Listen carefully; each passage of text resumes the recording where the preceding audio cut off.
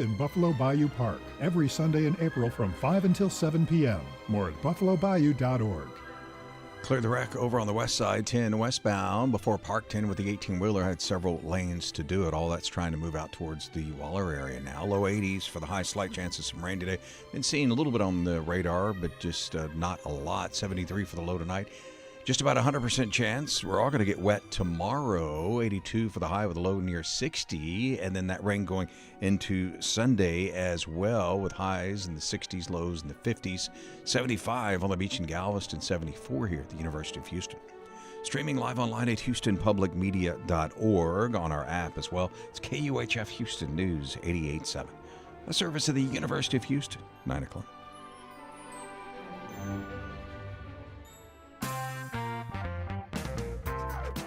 The next phase of Artemis II is on, and the astronauts aboard the Orion spacecraft are now officially on their way to the moon.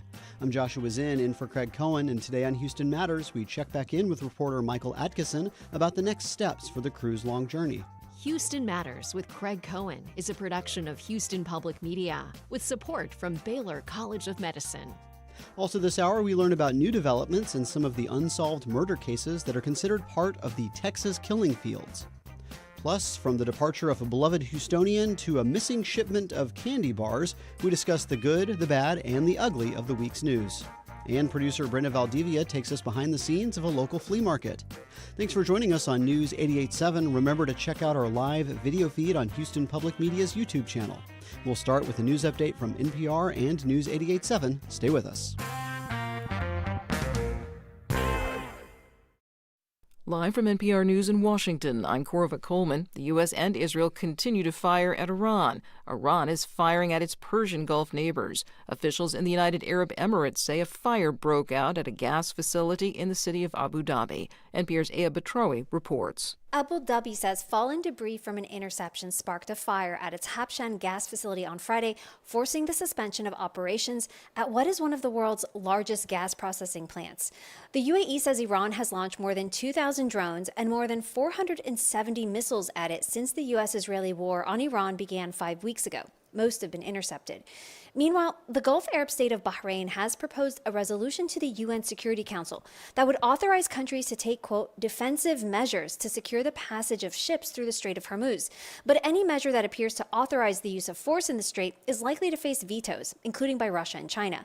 A fifth of the world's oil and gas flows through the strait, but Iran has effectively closed it in response to the war. Aya Batrawi, NPR News, Dubai. Meanwhile, Iran is saying it wants to charge a toll for crossing the strait.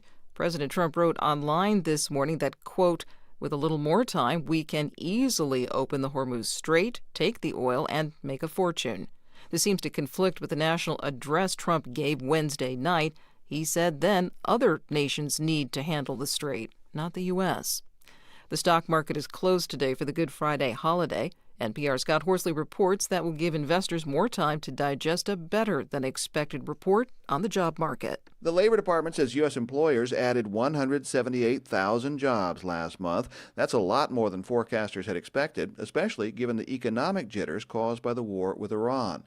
Construction companies, factories, and restaurants all added jobs in March. Healthcare once again saw the strongest hiring in the economy, though some of that was the result of people going back to work after a February strike. The monthly jobs tally was conducted in the first half of March, so may not fully reflect the fallout from the war with Iran. Despite sharply higher prices for crude oil and gasoline, the report shows no increase in employment among oil and gas drilling companies. Scott Horsley, NPR News, Washington. President Trump says former U.S. Attorney General Pam Bondi is out of the job and moving to the private sector. It is not clear whom he'll nominate for the position, but North Carolina Republican Senator Tom Tillis told CNN he will not support any Trump nominee if they approve of the actions of the January 6th rioters. The threshold for somebody following Pam Bondi ends the moment I hear they said one thing that excused the events of January the 6th. I've been very clear on that. So I hope whoever they have in mind to follow General Bondi was very clear-eyed on my position on January the 6th. Tillis says he has previously opposed 2 other nominees to federal positions for the same reason. You're listening to NPR. Support for NPR comes from NPR stations. Other contributors include the Pew Charitable Trusts. sharing about the state of housing in America on the After the Fact podcast, available at pewtrusts.org/afterthefact, and the Doris Duke Foundation. Live from News 88.7 in Houston, I'm Matt Harab. Election Day is tomorrow to fill a vacant seat at Houston City Council. Polls will open from 7 to 7 for District C, which stretches from the Heights through Montrose and Meyerland. The election was triggered after Abby Kamen resigned to run for Harris County Attorney. A Harris County grand jury has decided not to indict Harris County Treasurer Carla Wyatt on burglary charges. That means there was not enough evidence to move the case forward. Wyatt had been arrested after she was found inside an unlocked vehicle on Washington Avenue. She was seen removing items from the car, and the owner of that car told police that she didn't know who Wyatt was. Wyatt has worked for Harris County for roughly 20 years and was elected treasurer back in 2022. The Texas Kazakh Foundation will celebrate Nowruz on Sunday. It's the Central Asian and Persian New Year. Our Natalie Weber reports. Houston is home to one of the largest Kazakh populations in the U.S. This community will celebrate its spring festival with food, vendors, and performances from some of Kazakhstan's well-known singers. Ulash Mendivayev, the foundation CEO, says Kazakhstan is known for its harsh winters. Nowruz marks the end of this isolating season for Kazakhs. After the winter, they come together, they see each other like after a long time, it's like this is why we celebrate. The festival will take place Sunday from 1 to 6 p.m. at the GSH Event Center. I'm Natalie Weber, News 88.7. In sports, the Astros are back on the field to take on the Athletics in Sacramento today. This is going to be the first of a 3-game series for Houston, who has won their last 5 games. They're currently in first place. Meanwhile, the Rockets will welcome the Utah Jazz to the Toyota Center this evening in Houston. Houston's pro basketball team has just 6 games left in the regular season before the playoffs begin. They're in the 5 spot right now. 74 degrees here on the UH campus, 83 for the high today. It's looking like we'll get some rain most likely tomorrow, 20% chance today. I'm Matt Harab, News 88.7. This is Houston Matters. I'm Joshua Zinn, sitting in for Craig Cohen. Good morning. Thanks for joining us on News 88.7 and on Houston Public Media's YouTube channel. Coming up this hour, we learn about developments in a decades-old murder case from this area. Our non-expert panel weighs in on the good, the bad, and the ugly of the week's news. And Brenda Valdivia takes us on a journey through a local flea market. But first, it's day 3 of NASA's historic Artemis II mission, and it's NASA's first mission to the moon in more than 50 years, sending 4 astronauts on a journey that is expected to break the record for distance traveled away from Earth. After a successful launch on Wednesday, the crew had been in orbit around the Earth while they tested various things on the spacecraft, and now they are on to the next phase. Houston Public Media reporter Michael Adkison has been on location at Johnson Space Center all week and joins us with the latest on where the mission stands and what comes next. Good morning, Michael. Hey, Joshua. Good morning. Yesterday afternoon, the Artemis II mission management team pulled go for the translunar injection burn to send the crew in the Orion spacecraft toward the moon. Can you, we talked about this yesterday, but again, can you explain what that is, why it's basically irreversible, and were they able to pull off the maneuver last night as scheduled? Right. So I know it's a little bit technical, and we've kind of been glossing over that. So this is essentially the firing up of the engines for the spacecraft to leave the Earth's orbit and then go to the moon. You know, it's picture zero gravity. You just take a little bit of thrust and then you just keep moving. I know it's, Newton thermodynamics, sending you back to high school physics. But, an object in motion will stay in motion. So it fires up its engines for about it did last night, fired it up for about 5.5 minutes and then just kept going. And now it's going to be on track towards the moon. And as far as why it's irreversible, it's that exact reason. An object in motion will stay in motion. In space, it's going to be difficult to stop the spacecraft and then turn it back around towards Earth. So when that mission management team met yesterday afternoon to discuss if they were going to move forward with this translunar injection burn, that was one of the biggest questions is, do we feel confident that this crew and this spacecraft will make it for, 6 days left in space? Because it's going to be difficult to turn it back around at that point. So even if they do decide to change the mission at this point, NASA officials have said that they still probably will go around the moon and back. That's actually easier at this point than just completely turning around. As the crew got settled in yesterday in zero gravity, did they face any challenges during the day's work? I'll say that NASA has said that the astronauts have really made it, that there really haven't been that many issues to report. We talked a little bit about some toilet issues yesterday. That was kind of the main headline as far as issues aboard the spacecraft. But the crew has said that they, are really enjoying their time in space. They said that they got a really deep sleep. That is, the best type of sleep is in zero gravity. So, the crew so far seem to really enjoy it. I will say that Jeremy Hansen, who's the astronaut with the Canadian Space Agency, this is his very first time in space, and he said that the experience has been wonderful, and that he's like, why didn't I get back here sooner? That's amazing. Yeah, I honestly, I don't know if I would be able to sleep very well if I were in space, but maybe if I were an astronaut, I'd be kind of prepared for that and trained for it. One of the activities planned for day 3 is a communications test through the Deep Space Network. What is that network, and why is this test so important? Yeah, so the Deep Space Network is exactly what it sounds like. It's a network of satellites that will help us communicate with the astronauts when they're further out than just the Earth's orbit. It's really important to do this test because we haven't had astronauts leave the Earth's orbit in more than 50 years. So really, this test is going to be a way to make sure that, yeah, the systems are still working as they should, that the crew can communicate with Houston's ground control here, or rather mission control, that they're going to be able to communicate with them thoroughly and cleanly. And, when you're in deep space, there is a little bit of a delay because the sound has to go a bit of a distance, tens of thousands of miles. And so the Deep Space Network, rather than the Near Space Network, is going to help the astronauts communicate with Houston here. Victor Glover, Christina Cook, and Jeremy Hansen are all making history on this flight. Glover became the first person of color on a lunar mission. Cook is the first woman to venture into deep space. And Wiseman is the oldest person to travel beyond low Earth orbit. Hansen is the first non-U.S. citizen to do the same. How has all of that been resonating as the mission has gotten underway? Right. Leading up to the mission, many people asked the astronauts how they felt about, carrying the weight of history on their shoulders for many reasons.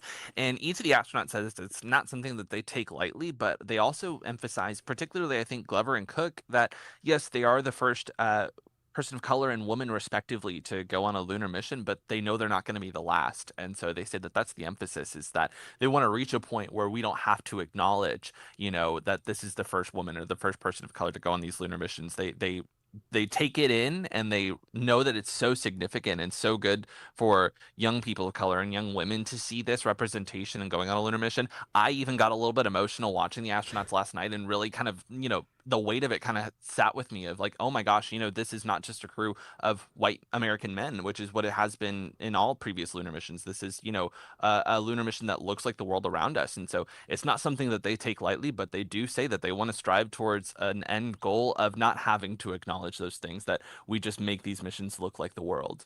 Yeah, of course, all 4 of these astronauts are very extraordinary people doing an extraordinary thing. But in some ways, they're also just like us. As I understand it, they had some issues with their Outlook email service on the spacecraft. Can you tell me about what that was and what happened? I know they sound just like us. The jokes online have been like, can you imagine having to do 2-factor authentication while you're in space? Yeah, I got to pull up the phone and then get the notification, and yeah, it's a right, whole deal. Such a nuisance. No, so in the late hours after launch, some people on the live stream watching this mission 24/7 heard Commander Wiseman say something about having issues opening his Outlook. And they didn't elaborate further than that. NASA said that they would remote someone in, kind of just like in an office. They would remote someone in to help fix the Outlook issues. I will say that we knew that we wanted to talk about this here on Houston Matters today, so I did what I could. And yesterday in a press conference here at the Johnson Space Center, I asked, can you tell us a little bit about the Outlook issues and what went on with that? And NASA's Ascent Flight Director, Judd Freeling, essentially said that, this is just something that happens when you're in space. The signal is not as strong, and, Right. and these issues happen, especially when it comes to traveling at thousands of miles per hour, that, it may be a little bit difficult to get a hold of your Outlook. Yeah, so they at least have an excuse. Those of us here on Earth, I don't know. We never know what's going on with that. Exactly. Looking ahead to the weekend, is there anything we should be watching for? Are there any planned milestones or burns that are happening on Saturday and Sunday? Really, this weekend is going to be a little bit quieter. Most of the excitement happens in the days leading up to, the launch. The launch happens, and then now they're shooting for the moon, quite literally. But these next couple of days, it's a little bit quieter. This afternoon, they're planning to do some, medical tests. They're going to do a CPR demonstration just to make sure that they know what they're doing while they're in zero gravity and how to do CPR.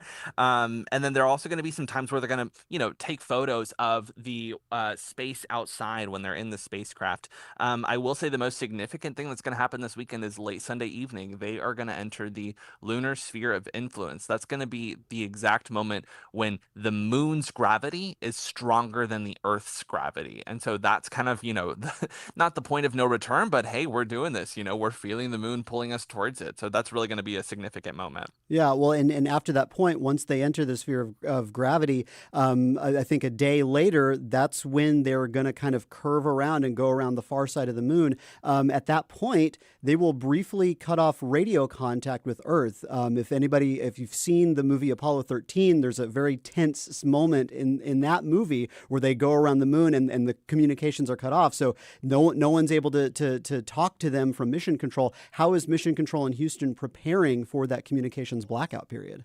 Right. I was also going to reference Apollo 13. I really do think that movies are our best, understanding of how these operations work.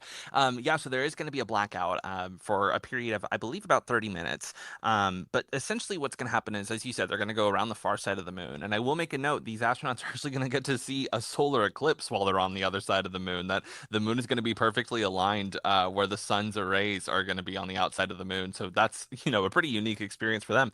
But essentially what it is, you prepare what you can ahead of time, and then you see on the other side that you've got that period where there won't be any communication. And I know that Mission Control is going to be tense and making sure that everything is going according to plan ahead of time. But essentially it is just hold your breath and see when you hear them. They have this mission planned out almost to the second at many points, I've said before. And I know that that's certainly one of them, that they've got planned out exactly, this is how long they should be in a blackout, and this is when we should start being able to hear them again. And basically, as soon as that moment arises, they're going to be reaching out to the Orion space capsule. Yeah. So earlier we talked a little bit about the physics of this, the fact that they do this burn for a very short amount of time. That kind of sets them on a trajectory. And then, we talked about Newton's third law, object in motion remains in motion unless acted upon, that sort of thing. Or maybe that's the first law, I don't remember. But it's one of Newton's laws. But so when they are curving around the moon, are they basically using the moon's gravity to then is that pulling them around, and that's what's going to kind of more or less slingshot them back to the Earth? Right. So it's very complicated. And one factor that really hadn't even crossed my mind until we were talking about it during launch day, our special that we did that afternoon, is the moon is not still. You're not just shooting for this still object in space. It's also moving around the Earth. And the comparison was that it's almost like clay shooting, that, you're going towards where there's nothing at the moment, but that the moon is eventually going to be there come Sunday and Monday. And so then, yes, you are using the moon's gravity to pull you around. And then once it reaches a certain point, it is going to fire up its engines just a little bit, so it does not enter a lunar orbit. It's not as significant as the translunar injection burn, but they are going to do that so they don't enter a lunar orbit. And then that's going to put them on a trajectory to go back towards the Earth. And then eventually the Earth's gravity is going to pull it back. So that's why they've been saying this translunar injection burn that happened yesterday is the most important burn of this mission, because it is technically the effort that's going to get them home. We're doing it just on day 2, but it is ultimately what's going to send it around the moon, and then the Earth's gravity is eventually going to pull it back. Michael Adkison is a reporter for Houston Public Media. Michael, thanks very much. Thank you. Up next, we learn about new developments in the case of the Texas killing fields as Houston Matters continues on News 88.7 and YouTube. Listen here for a deep dive conversation with music. You count on Houston Public Media. That's why you're here right now. Take the next step and become a new member today. Every gift makes a difference. And with a gift of $5 a month or more, you'll receive PBS Passport, a member benefit that lets you stream more of the shows you love anytime. It only takes a minute to make a big difference. Join as a new member today at houstonpublicmedia.org/donate or call 800-364-8300. Listeners like you, and from Baylor College of Medicine. Baylor's work centers on advancing health and medicine through research, education, and patient care. Tonight on Houston Public Media TV 8, after a new episode of Party Politics at 8, enjoy part 2 of Martha Graham Dance Company, We Are Our Time, and experience the bold vision that sparked a revolution in dance. Tonight at 8:30 on TV 8. This is Houston Matters. I'm Joshua Zinn in today for Craig Cohen. We continue to follow new developments in a case that's part of what's been dubbed the Texas killing fields. Here to provide some background and context on these latest developments is Lise Olsen, an author and longtime investigative reporter who's dug into these cases in numerous roles and is now with the Texas Observer. And her work was featured in a Netflix documentary series about the Texas killing fields. Lisa, thanks for joining us. I'm glad to be here, Joshua. First, help us understand what we're talking about when we say the Texas killing fields, because I believe that term has been used for both a very specific area, but also in a broader sense. Is that correct? Yes, I mean, I think of it as specifically the area where 4 bodies were found between 1984 and 1991, which is off Calder Road in League City. But there were some stories done by some of my former colleagues at the Houston Chronicle that talked about the fact that along the I-45 corridor, there were a number of unsolved murders, mainly of women from the 70s, 80s, and 90s. That reporting was done quite a few years ago, and subsequently some of those cases have been solved. So we know that not all those 30 cases or so along the 45 corridor were committed by the same serial killers, but it's sort of remarkable. There's at least 3 sets of serial killers that operated along there. And these latest revelations are really in the Calder Road cases, the 4 women whose bodies were all found basically next to each other in a very specific area in League City. Yes, last month, a man long considered a suspect in several of those cases died, 72-year-old Clyde Hedrick. Who was he? Which cases did law enforcement think he was involved with, and why did investigators home in on him? Clyde Hedrick was a roofer and a cocaine dealer and a dancer, a guy who roamed around the bars in the Clear Lake, League City area in the 80s. And he was the last person seen with a woman named Ellen Beeson in a bar in League City in 1984. And he was prosecuted years ago for illegally disposing of her body. His story was he took her home and they had sex, or he took her away from the bar, they had sex, and he decided with her that they would go swimming at a reservoir, and she accidentally drowned. Well, years later, in 2012, her body was exhumed, and in a new investigation of the body, they discovered that her skull had been fractured. And so he was prosecuted for manslaughter in her case in 2014, and he went to prison for that. But he's long been considered the prime suspect in these 4 other murders that occurred nearly the same time in the same small area in League City, Clear Lake. Because she was murdered in 1984. These other murders occurred 1984, 85 through 91. And so what do we know about his recent death? We know that the current Galveston County DA, who's a new DA appointed by Governor Abbott, who brought these cases to a grand jury, that he was preparing to indict Clyde Hedrick, or his prosecutors were preparing to present this case to a grand jury that he expected to indict Hedrick along with this other man. And Hedrick had been questioned again by his investigators a few days before Hedrick apparently pulled his oxygen mask off his face and, according to the DA, committed suicide. So his death was not a natural death. It was not unrelated to these charges from what the DA has said. This is Houston Matters. I'm Joshua Zinn, filling in for Craig Cohen. We're talking about the recent developments in a case that's part of what's been dubbed the Texas killing fields with investigative author and reporter Lise Olsen, who's dug into these decades-old unsolved murder cases in various roles and is now with the Texas Observer. More recently, just this week, we learned that a Galveston County grand jury indicted another man, 61-year-old James Elmore Jr. of Baycliff, in connection with the death of 2 of those victims found at Calder Road. A judge set a $3 million bond for Elmore. Who is he, and what are prosecutors accusing him of? So James Elmore is a guy who worked in construction also in the 80s in the League City area, and he knew Clyde Hedrick. I know that he had contacted some years ago Tim Miller, whose daughter is one of the victims, Laura, on the top right on your screen. And Tim is the founder of Texas EquiSearch. He, for years, has been trying on his own to try to figure out what happened to his daughter who killed her. He's been staying in contact with investigators. And this Elmore had approached Miller some time ago, and I know he'd been questioned some time ago also by Galveston County and other officials, but he had not been indicted under the previous DA. Again, that changed in December when this new DA came in. The new DA met with Miller in December, and he said post his meeting with Miller, who I think summarized what he knew, he ordered his office to review all the case files, which obviously go back for decades, on these murders.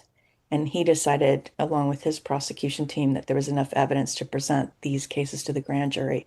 And these indictments are the result of the new DA taking a new look at evidence that, in fact, had already been in the files. And I had seen some of that evidence, and I think I'd been surprised that this hadn't happened sooner. And I know Tim Miller was very, very upset that this didn't happen sooner before Clyde Hedrick got out of prison. Clyde Hedrick went to prison for Ellen Beeson's manslaughter in 2014. He only served 7 years. He got out in 2021. So there was that period between 2014 and 2021 when a lot of people within law enforcement, and Tim Miller specifically outside law enforcement, were pushing for this case to be investigated.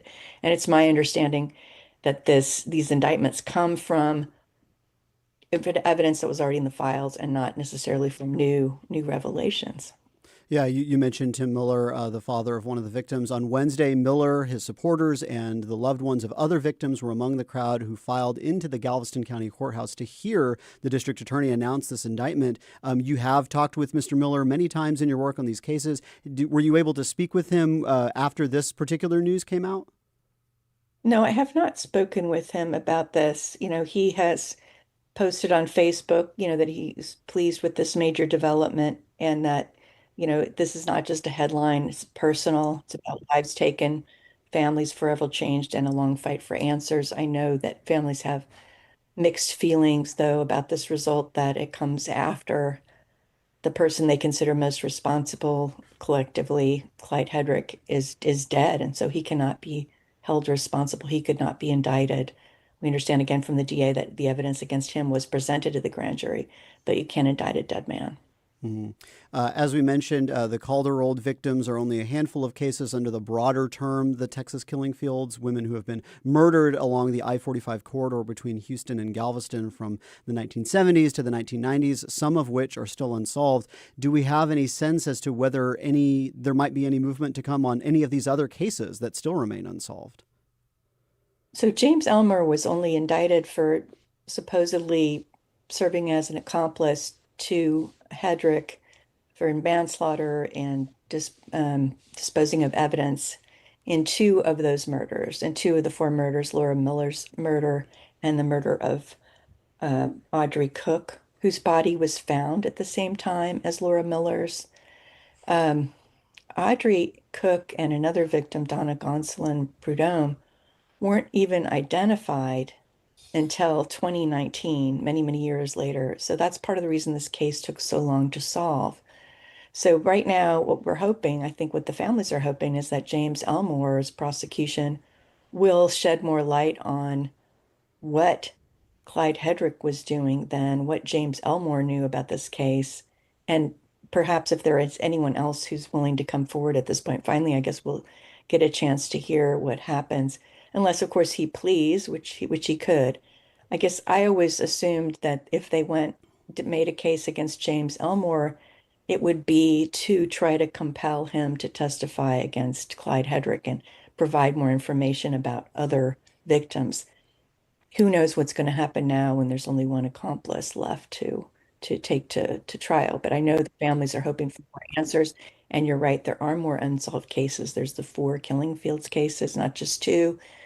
And there's other unsolved murders in that string of murders along I-45, some of which seem to be more consistent with kind of Clyde Hedrick's MO. There's at least one woman who was last seen with the man wearing a cowboy hat. There's some other, potential cases that could be connected to him, but it's very difficult, I think, at this point to say which other ones might have been connected to a man who's gone. Mm-hmm. You'd mentioned that Tim Miller was frustrated by the fact that, these indictments came from evidence that already existed. There wasn't any really new developments. And of course, these are all cases from decades ago, and yet we're still getting developments like this. There are still legal proceedings happening. Can you just kind of generally, briefly explain how does this sort of take place this way, where something that happened so long ago, we still have these legal developments where they find a suspect so many years later, is there new evidence that could be found, or is there potentially evidence that hasn't been looked at yet the same way, kind of like the what we saw with the indictment with the one person, the one suspect? Well, this case was cold for a long time, partly because a lot of evidence from the scene was lost. There were some clothing and some other items found that apparently had been touched or discarded by the killer that were lost. So it's unknown to me whether there's anything left from the scene that they could have obtained DNA from. I assume if they had been able to do that these two people would have been indicted sooner if they'd been able to identify suspect DNA. But one of the reasons we have these developments is because it took so long to identify two of the victims, and they were only identified through a technology that's fairly recent. The whole advent of consumer DNA testing has made it possible for genetic genealogists to do research on DNA of unidentified people and trace their family members. I know that, it was an uncle of Donna Prudhomme Gonsolin whose wife had entered his information in the family tree DNA that allowed her to be identified. So that's one of the reasons we get this new information on cases from the 90s is, first of all, the DNA testing in the 90s wasn't as good as it is today. So there's lots of other additional tests that can be done. And also genetic genealogy did not exist. So the idea that you could identify someone by trying to find their relatives and then figuring out who might be the victim or the suspect through making a family tree was nothing that anyone was doing in the 80s or the 90s. That's very new, really. It's from the late 2010s. And it's still not done as often as it could be. Mm-hmm. We've had a lot of other cases in Texas where victims from the 80s and 90s have been identified and killers have been identified through these new techniques. And I'm hoping the public takes an interest in these cases and asks for DAs and others to continue to do this work, because these kind of killers don't just kill one person. Often they continue to do terrible things for a long time. And so even if the crimes were a long time ago, the killer may still be out there doing bad things. Or even if they're not, the families sure deserve answers. And so I'm glad to see this development happen. Sorry that it took a new DA to make it happen, but that apparently is the reason we didn't get an indictment before. The DA previously must not have been willing to go forward with the information he had.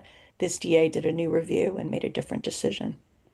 This is an ongoing story that our own Galveston County reporter Juliana Washburn will continue to follow on News 88.7 and HoustonPublicMedia.org. Lise Olsen is an author and veteran investigative reporter who's dug into the cases of the Texas killing fields over the years and is currently with the Texas Observer. Lisa, thanks for helping us understand all of this. You're welcome. Thank you. Just ahead, a nearly 200-year-old tortoise and missing candy bars are the subjects of this week's The Good, the Bad, and the Ugly, as Houston Matters continues on News 88.7 and YouTube.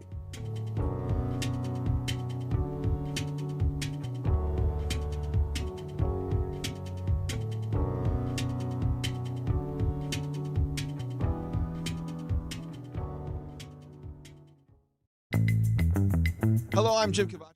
It's not just your car. It's the one that brought your kids home from school, took you cross-country, held memories, laughter, even a few breakdowns. When it's time to let go, give your car a new purpose. Donate it and turn memories into meaningful support for this station. Plus, you'll enjoy free and easy pickup potential tax benefits, and a simple donation process. Your gift supports the programs you and your family love. Donate today and help keep public media strong. Call or donate online.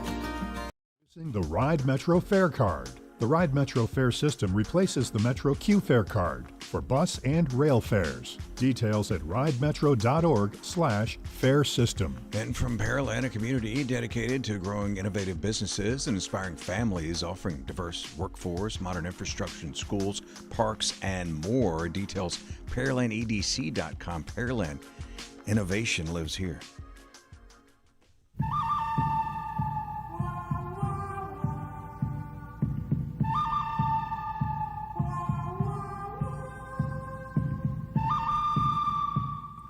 A lot can happen in a week, some of it good, some of it bad, some of it downright ugly. When faced with intriguing developments in the week's news, we turn to a rotating panel of non-experts to parse the good, the bad, and the ugly of it all.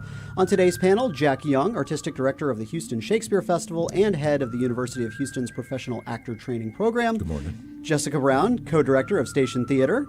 And Mustafa Tameez, Media and Public Affairs Consultant and the CEO of Outreach Strategists. Jack, Jessica, Mustafa, welcome to Houston Matters. Thank you. Good to be back. Panel, one of Houston's beloved resources for weather coverage is leaving us, sort of. Matt Lanza of Space City Weather has announced that he will be leaving Houston to relocate to Connecticut with his family to be closer to his parents. Matt, alongside fellow meteorologist Eric Berger, have been providing what they advertise as hype-free weather forecasting for the Houston area since 2015. Now, the good news is that Matt will continue to contribute to Space City Weather and provide regular forecasts for the region. He even suggested that being an hour ahead of us might be advantageous when it comes to reporting on weather systems. What's interesting to me is his other reason for departing, Houston's vulnerability to extreme weather. In his farewell post on Space City Weather, Matt says, quote, metaphorically, my concern for hurricanes are what keep me up at night, and quote, 2023 was the most miserable summer I've ever experienced, and I'd rather not go through that again, end quote. Space City Weather's Matt Lanza is leaving Houston, but will continue to warn us about heat waves and hurricanes, which are partially why he is leaving. Is this good, bad, or ugly? Jack Young. I would throw in ominous. I'm not sure. Like, dude, where you going? Unless it's actually more problematic for the folks in Connecticut, because maybe he's the hurricane magnet. Oh, maybe. I don't know. So maybe he'll be drawing them up there, and then we'll sleep easier down here. That's what I got. All right. That's a good idea. Jessica Brown? I mean, I think that it's good because he is going to spend more time with his parents. As a former caregiver myself, it's something that I don't regret doing, taking care of our parents. I think that it's really wonderful.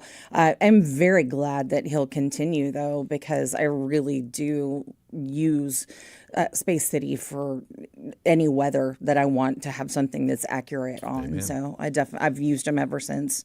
I think Hurricane Harvey was whenever we really started focusing on them a lot. But yeah, hopefully. I don't want to wish hurricanes on anyone. No. So no, I don't want to send those anywhere. We'll just say that maybe they just won't happen. You know what? I'm gonna shut up. But maybe he's paying so much attention to them, they want to return it. Maybe. Yeah. Maybe. I don't know. Mustafa, good, bad, or ugly? Good for him, right? I mean, he's choosing a different path in life and closer to his family. So I think that's great for him. And the fact he'll still work on this is helpful for all of us. But, sometimes we get a really bad rap. Like every region, Hawaii gets earthquakes and volcanoes. California gets mudslides and wildfires. There's Tornado Alley in the central part of America. East Coast just went through this, ice storms and snowstorms coming into March. So every region's got it. Sometimes we get a little bit of a bad rap. My friend Jim Blackburn also says, you have to live with water. And I think in Houston, we have to live with water. And one of the nice things about this is that we can do something about it. I think a lot of the flood mitigation projects that are happening are really making an impact. I saw the new FEMA draft maps that came out. I looked at it. Some of the areas where we did the work are less likely to flood because we did the work. So, the flood control district's doing a lot of stuff that over time, I always look at it. If we can dredge a ship channel into existence, right, which we did, which really drives our economy in the state in a big way, then we have the wherewithal to create mitigation projects to protect all the economy that we've built, right? So I think absolutely out of different places to live, different type of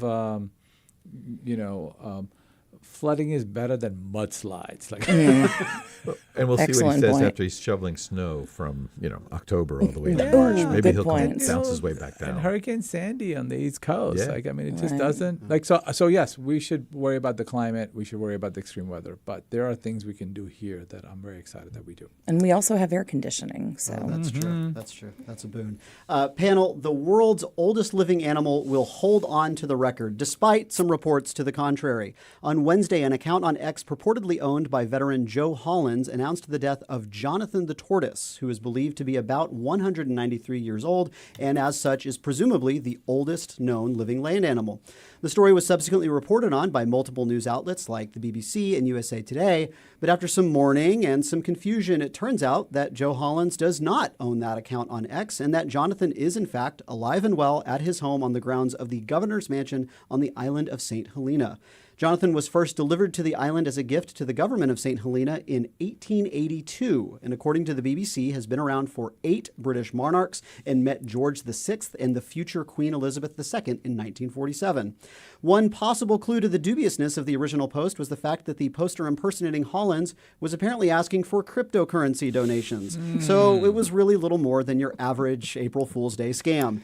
The reports of Jonathan the tortoise's death are greatly exaggerated. Is this good, bad, or ugly, Jessica? Well, the exaggeration is good. The use of the scam to potentially, get money from people, that's not necessarily good. I would say that is absolutely bad. But I just keep thinking about living that long, especially as an animal that moves that slowly. That keeps going through my head. And, I don't even know that I have a concept for how much time that would be. It feels like 5 centuries to him. Yeah, probably. I don't think And that's no an cell exaggeration either. No smartphone. Doesn't go back. Good, bad, or ugly, Mustafa? It's good. I mean, 2 centuries, all the things that Jonathan has seen. Right? But imagine being a guest somewhere and you're still there 100 years later. Right? So And completely unimpressed by any of it. What are y'all doing? The room service must be really good. Yeah. Look, I think it's amazing, right? Like 2 centuries, this living animal, he's 400 pounds. It's I think it's neat. The scam stuff's bad. Anything with cryptocurrencies usually makes me nervous. I think that, if anybody gets sends cryptocurrency for blood, it's a bad idea, right? But I think, I was at the Houston Zoo the other day. It's just neat to be in and around nature and around animals. And the fact that he's been with us for almost 2 centuries now, I'm rooting for him. He's got to hit the big 200. Yeah. Mm-hmm. Yeah, just a few more years. Jack Young. Are we sure it's not quite 200? I mean, did Denny check his birth certificate when he brought him over? He might have been 100 before he got handed over. Yeah, I believe that this is an estimation of his age because no one's quite sure when exactly he hatched. I think based on his size when he was delivered, I think people assumed he was somewhere around 50 or so, but no one's actually quite sure. So who knows? Well, he could have already cleared 200, but I'm going to lift a toast to him. No crypto in his direction, but I will lift a toast in his direction for a good birthday. Can you blow out the candle? I mean, does turtle blow out? Slowly. Yeah. That's a lot of candles, though. Yeah, that is a lot of breath candles. control to get out. In this case, he may not be able to blow out the candles. No. That's a Especially whole lot. the annoying ones that relight themselves. Mm-hmm. That would get him through another century. That's true. Panel, you may have seen earlier this week that KitKat, the candy bar brand, announced that 12 metric tons, or 413,793 KitKat bars, were stolen in transit between a factory in central Italy and their destination in Poland. Given the timing of this announcement and the subsequent jokes by other food brands like Crumble Cookies, Domino's Pizza, Denny's, and many, many others, you'd be forgiven for thinking that this is all just an April Fool's joke. But no, apparently it's not. In fact, Nestle, the company that manufactures the brand in Europe, has launched a stolen KitKat tracker to try and track down these 400,000 plus candy bars. They're asking consumers to check the batch number on the back of the candy's packaging and enter that into the online tracker to determine if it originates from the stolen shipment. And according to Nestle, as reported by USA Today, this is exclusive to the brand's new Formula One car-shaped bars. Any chance there's a golden ticket hiding in there somewhere? KitKat is looking for a break in the case of the missing candy bars. Is this good, bad, or ugly, Mustafa? Holy smokes, Batman. The KitKat bandit struck again. He thinks he can get away with this sweet heist. He doesn't think that we're marshmallows and we can't get him with a big crunch. I don't know. Look. No marshmallows in KitKat. No but marshmallows. Yeah, nice. Yeah. Look, I remember hearing about a tequila heist from Mexico recently in the last couple of months. I can understand somebody making a play for tequilas, but making a play for like KitKats, right? Nearly 500,000 KitKat bars that, by the way, can melt, right? Where do you got to store them? So it feels like an episode from Batman. That's what it really feels like to me. Or somebody's just got a major sweet tooth. Mm-hmm. 500,000 bars. Yeah. Oh, that was a lot. Jack Young. Well, I'm going to quibble with the numbers. When you get a KitKat bar, is it one or is it two? Or four, because usually they come in packs of It's four. four, yeah. So it's really 100,000 But these are specifically the Formula One shaped car ones, and usually with the special shapes, they come in just a package of one. Okay, so there is one per. Probably, So it's not I think. 1.6 million. It's really 400,000 of them individual cars. I would imagine so. Okay. Yeah. This is PHIS fishing for me. Send in your email address, and no, we'll be so happy to track you. No, track the KitKat bars. We're not tracking you. We're tracking the KitKat bars. That's what's going on. No. But, I mean, to Mustafa's point, there was the heist of maple syrup in Canada and the whole, like, mafioso style things going on with people tapping maple syrup. So, okay, I just didn't realize Central Northern Europe was that much into contraband KitKat. I guess so. Well, funnily enough, we actually looked up some other famous food heists yesterday. Apparently, there was a mini submarine in the 40s that was smuggling salami and cheese. I think either from Switzerland to Italy or Italy to Switzerland, one or the other. They were trying to smuggle, some food. The cheese from Switzerland, the salami from Italy. Maybe. I get and somehow meeting somewhere Oh, in Spain. I would hate to be on that submarine. That seems like that would smell terrible. Jessica, good, bad, or ugly, briefly. Honestly, I just think that it's hilarious. And all I can think about is how many times I would be singing, give me a break, just over and over in my head with all of the... it would be just as bad as singing 99 bottles of beer on the wall, probably worse. 400,000 times. 400,000 times, yes. Where do you get 400,000 rappers? It's a lot of trash. I don't know. I guess. Mm-hmm. Yeah, well, we got to hope that they track down the missing KitKats and stop I see the what bandits. you did there. The Hamburglar. No, the KitKat. KitKat burglar. Caper. KitKat Caper. There There it is. somewhere. That's the name I of the like it, movie. the great or that's the KitKat episode. Caper. Yes, perfect. All right. Jessica Brown is co-owner of Station Theater. Mustafa Tameez is a media and public affairs consultant and the CEO of Outreach Strategists. And Jack Young is artistic director of the Houston Shakespeare Festival and head of the University of Houston's Professional Actor Training Program. Jessica, Jack, Mustafa, thanks so much. Thanks. Thank you. Go Artemis. Yes.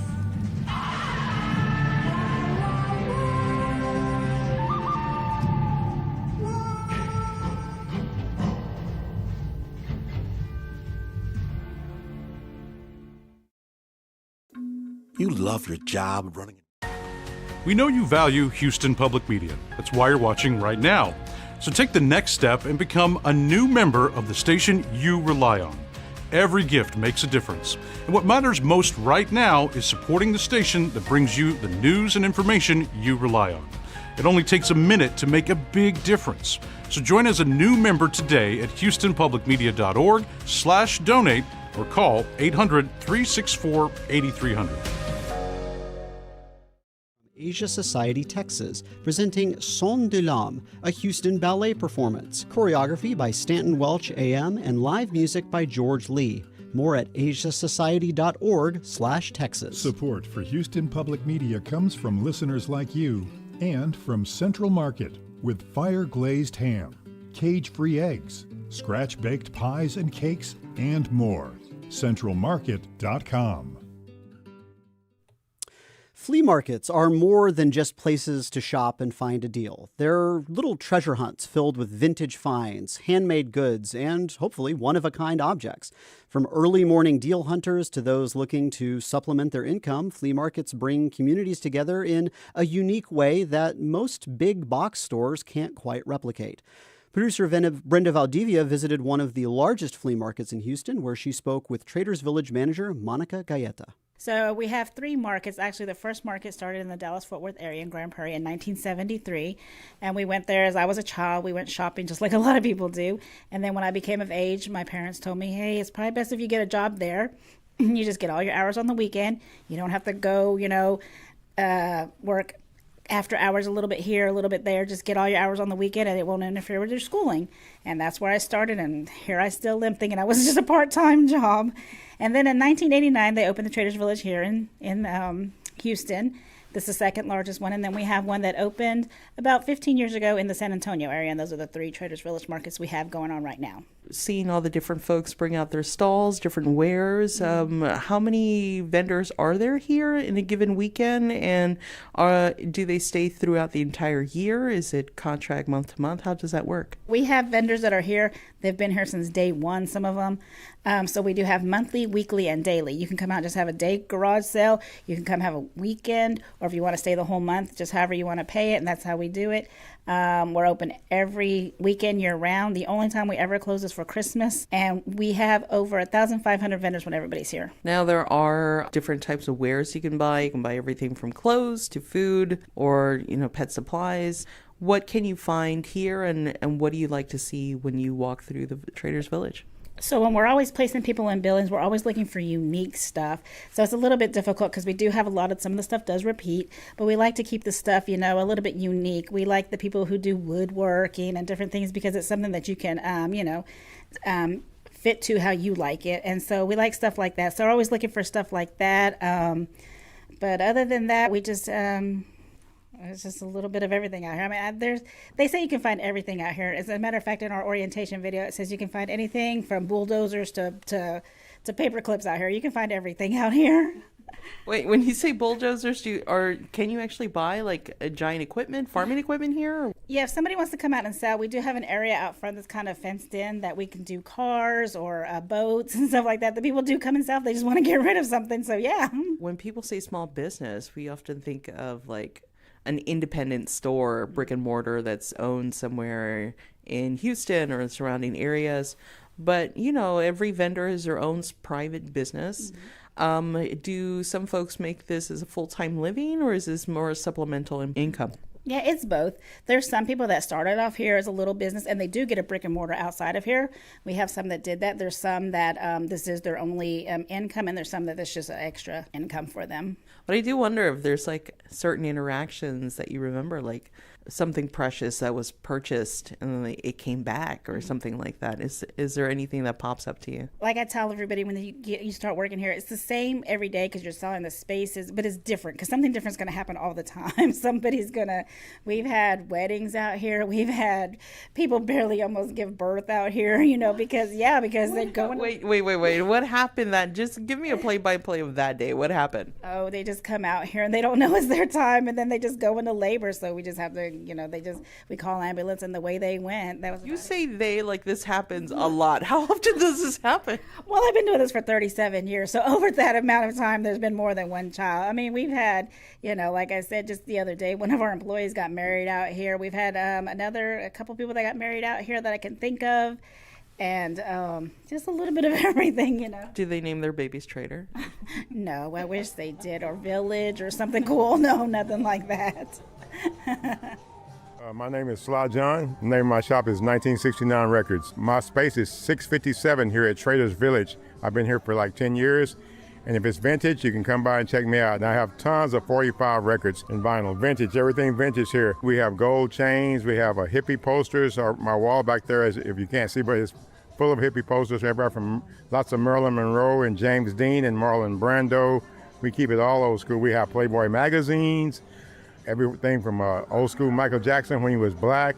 We have Misfits t-shirts. We have lots of good John Coltrane, good jazz stuff. So these albums, I know I can already feel how much you love them and how much you respect them. Yeah. Is there like any particular pieces that you're like, these are my babies? My babies are at home. my special ones. I like a lot of 60s and 70s. I grew up in that era. Graduated in 76. I like a lot of funk. I like a psychedelic and folk. That's my kind of stuff. You like Jimi Hendrix, Cat Stevens, Jackson Brown, Parliament, Funkadelic. more of that kind of stuff I like. Is this full time for you, like having this business, or do you On the do weekend something only. else? On the weekend only. And I do sing Motown songs for private parties. Not as much no more because I'm a little younger now, but I've always been a DJ. I've always a kid in school who had records in my hand. People all say, there he goes with those records. And I played around, and I was a DJ in disco days at a club called the Zodiac in Odessa, Texas for about 3 weeks. We made $30 a night. But that was the 70s when we actually played the record. We didn't have a computer stuff. You have a little bit of everything. You have like jewelry, you have posters, you have VHS, you have records. Yeah. How do you obtain all these things? Twice a year I go to the Austin Record Show and pick up a lot of stuff. And you can always find me at an estate sale or garage sale. Just looking. Hello, how you doing today? Welcome in the hippie store. And I must always gathering the stuff. Of course, I'm a James Dean and Marlon Brando fan. None of the stuff on the wall is for sale, but sometimes I get rid of it. But I'll show you one more funny thing here. When I was 18, that's me right there. And Beautiful giant afro. Yeah, right. Yeah. Well, I won't say I didn't agree with that, but I agree with the other part. As I was interviewing other folks at the flea market, I heard Peruvian music, and I discovered a man who was playing all instruments at once, including a flute, chimes, everything you can imagine right at his hands. And there is where I met Patricio, the pan flute player from Peru. I make all of these instruments and my instruments too. You made all of these flutes? Yes. How long does it take you to make something like this? Different times.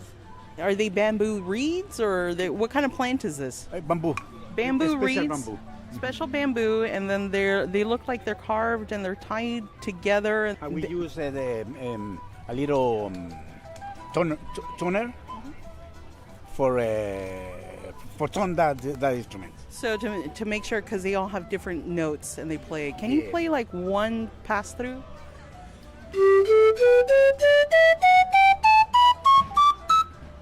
Beautiful. Now I heard, and I was in the sides of the shop, but I was talking to somebody else, and I kept hearing a bird, and I didn't know where it was coming from. Right here. Wow. So you also made this instrument. Yes. What is this instrument called, and how do you make it? That is with I don't know how to say in English, is barro, I don't know. Clay? Yeah, clay, yeah, that is clay. After that, we are painted that thing. So it's a beautiful blue-looking bird, and I hear, is it water inside? How do you make that sound? Yeah, you need for have this sound, you need to put a little water right here. Little water. After that, blow. It's so beautiful. How long does it take you to make this? 1 dozen like this, 1 day. How did you learn to start doing all of this? In my country. And how long have you been playing? All my life. 55 years old, and I play for 50. So since you were 5. Yeah, perfect. So there's a giant llama? Yeah, that is a llama. The fur is real llama, from real llama, the fur. How long have you been to Traders Village? Right here, 25 years. Is this a full-time job for you, or how? No, I have other job. What do you do? I am teach music. That makes sense, because I would learn everything I can from you, because this is all really cool. Yeah. That was musician and instrument maker Patricio with producer Brenda Valdivia. A longer version where Brenda meets a tiny charm diorama maker will be available on today's show post at houstonmatters.org. And that'll do it for today's show. The Houston Matters team includes Craig Cohen, Michael Haggerty, Brenda Valdivia, Mincho Jacob, and Laurel Walker. Jared Carroll is our technical director. Remember, you can check out Houston Matters anytime, subscribe to our podcast for the audio, or visit Houston Public Media's YouTube channel for the video. On Monday's show, Michael Haggerty takes over in the host's chair for our monthly segment on Houstonian pet peeves. Feel free to share your latest gripes, your petty annoyances, whatever is bothering you lately. We want to hear about it and we want to talk about it. Share that at talk@houstonmatters.org, and we'll discuss that with our championship complainers Craig Hilvati and Lisa Gray on Monday. I'm Joshua Zinn. Join us on Monday for those and other Houston Matters.